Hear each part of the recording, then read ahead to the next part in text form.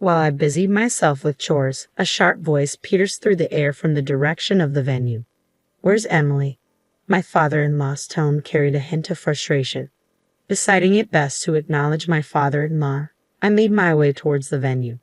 However, before I could reach them, snippets of conversation reached my ears. My husband and mother-in-law were speaking, their voices tinged with amusement. "Oh, if you're referring to Emily, she's occupied with tasks behind the scenes. Don't concern yourself.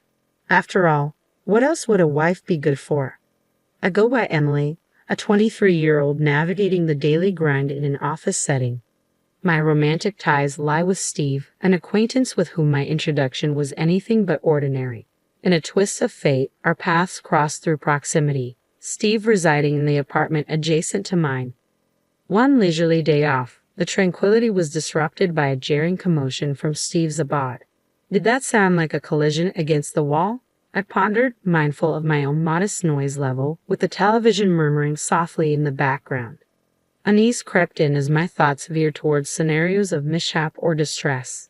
Compelled by concern, I tentatively nudged the doorbell of Steve's dwelling, met initially with silence. Undeterred, I persisted, the bell chime echoing through the hallway. A faint voice answered from within. "Who's there? Are you all right?"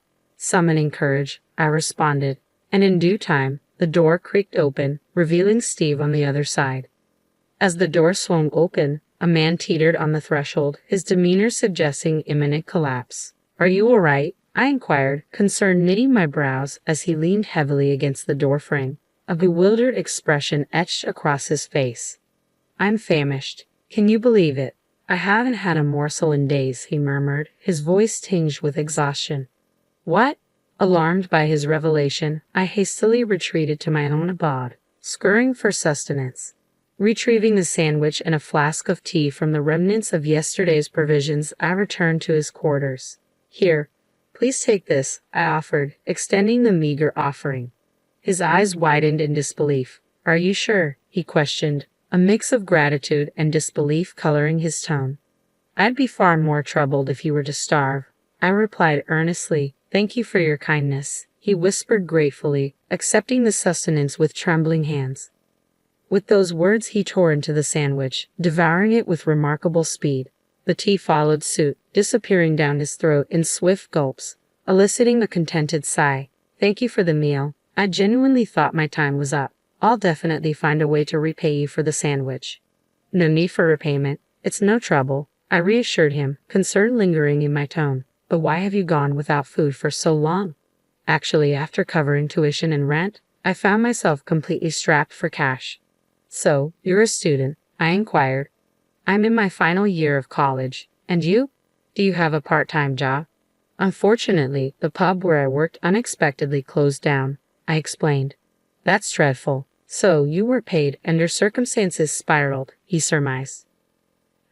"I didn't want to burden my parents," I confessed. "I understand, but it's crucial to communicate with them. It's dangerous to be in a state like this," I cautioned.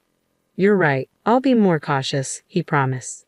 Following our conversation, his stomach emitted a low rumble. "Oh," I chuckled, unable to suppress a smile. "You must be famished." "Well, I can't deny it after days without a meal," he admitted with a sheepish grin. Deciding it was imperative for him to eat, I offered him some of my homemade fare. Initially hesitant, he relented when I insisted, expressing concern over the prospect of him succumbing to malnutrition. With that, I ushered him into my room, where a fragrant dish of fried rice awaited him. "This is delicious. It's been ages since I've tasted such a treat," he remarked between mouthfuls, his enthusiasm reminiscent of a child's, endearing in its simplicity. His hearty appetite stirred a sense of maternal warmth within me. As we savored the meal, we exchanged introductions and contact details, laying the foundation for a newfound connection.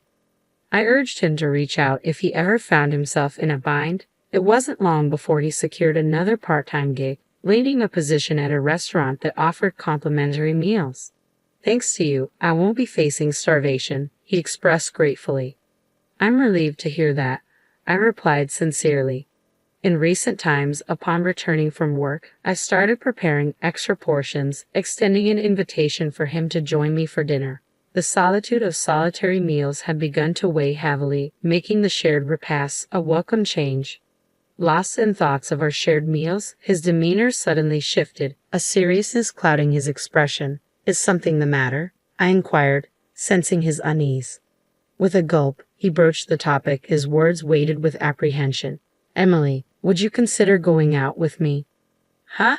I stammered, caught off guard by his unexpected confession. "I may just be a struggling college student, hardly a suitable match for you, but I've developed feelings for you." His candid confession caught me off guard. Though truth be told, I found myself drawn to him as well. Without hesitation, I accepted his proposal to start dating.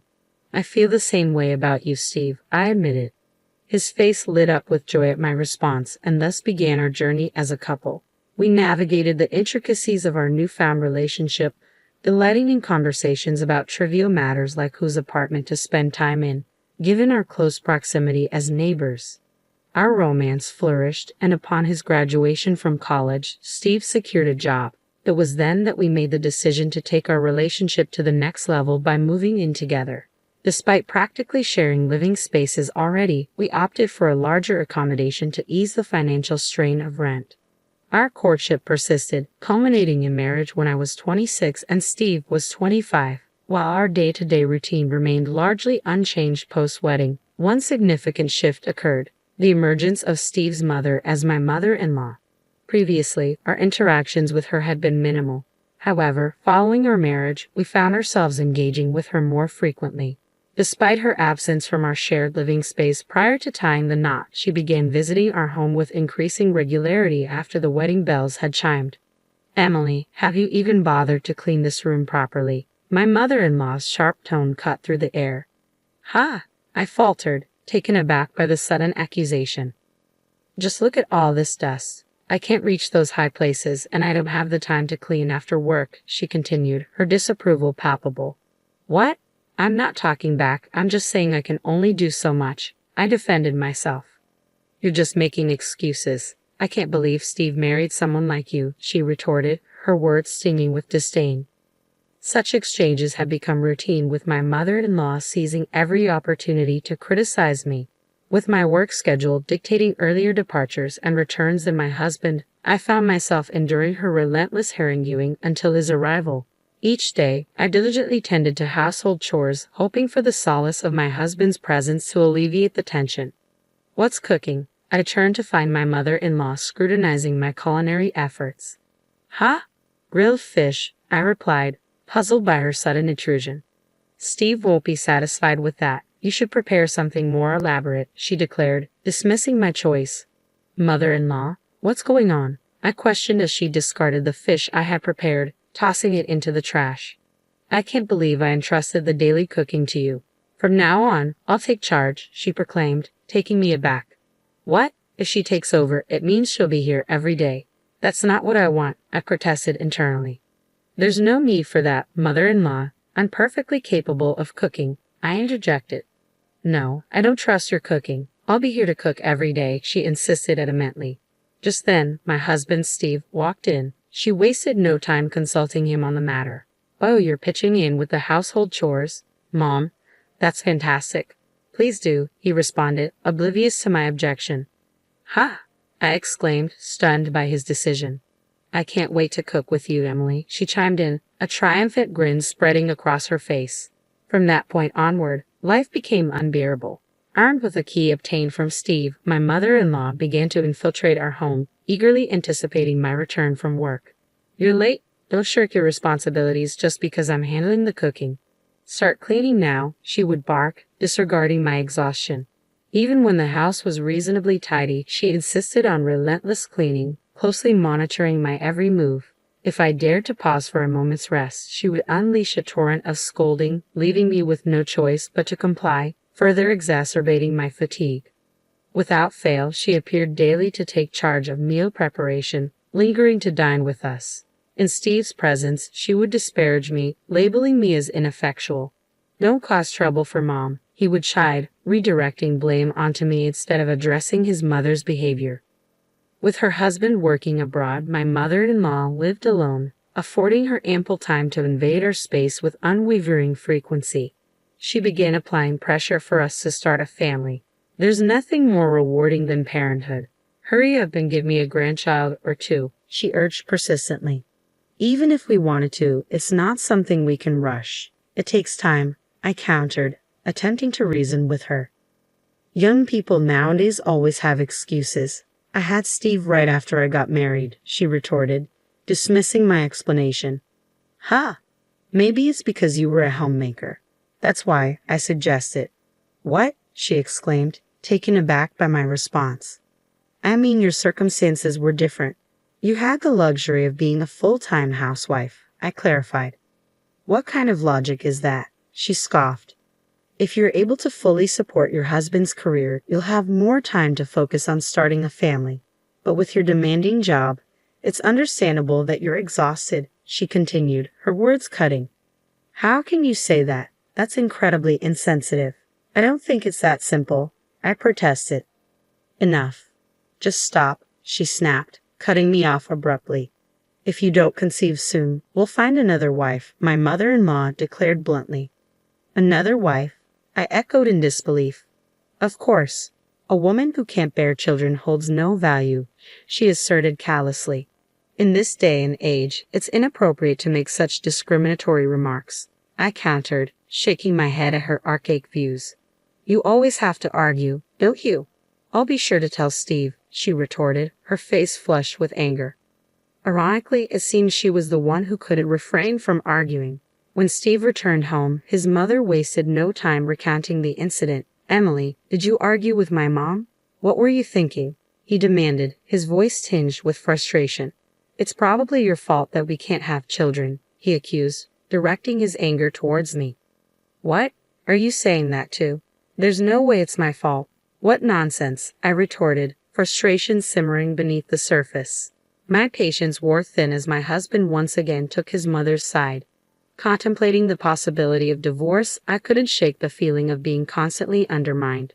However, amidst these tumultuous thoughts, tragedy struck with the passing of my husband's grandmother, who had been hospitalized. As preparations for the funeral commenced, I found myself torn. Despite contemplating divorce, attending the funeral was an obligation I couldn't ignore.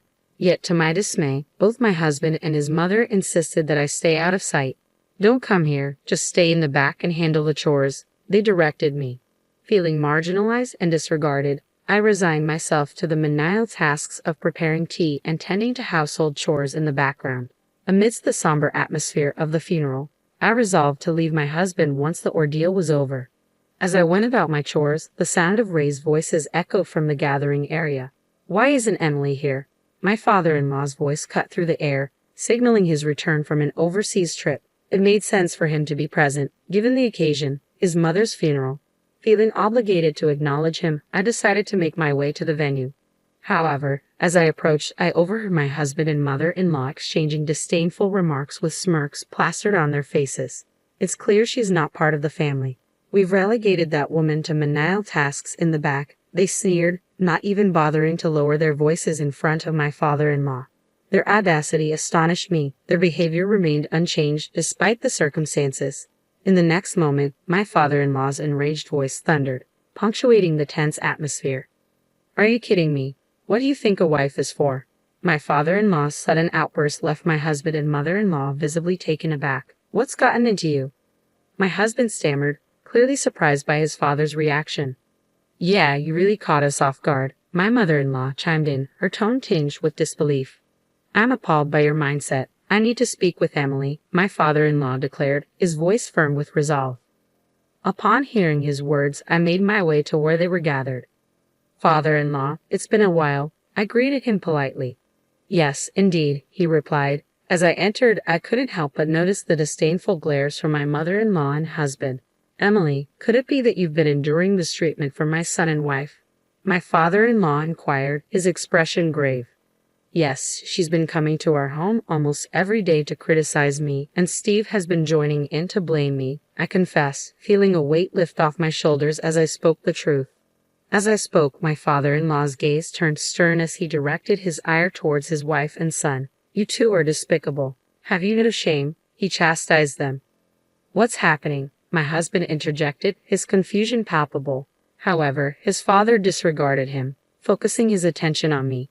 "You two are truly beyond redemption," he lamented, shaking his head in disappointment. Turning to me, my father-in-law posed a question.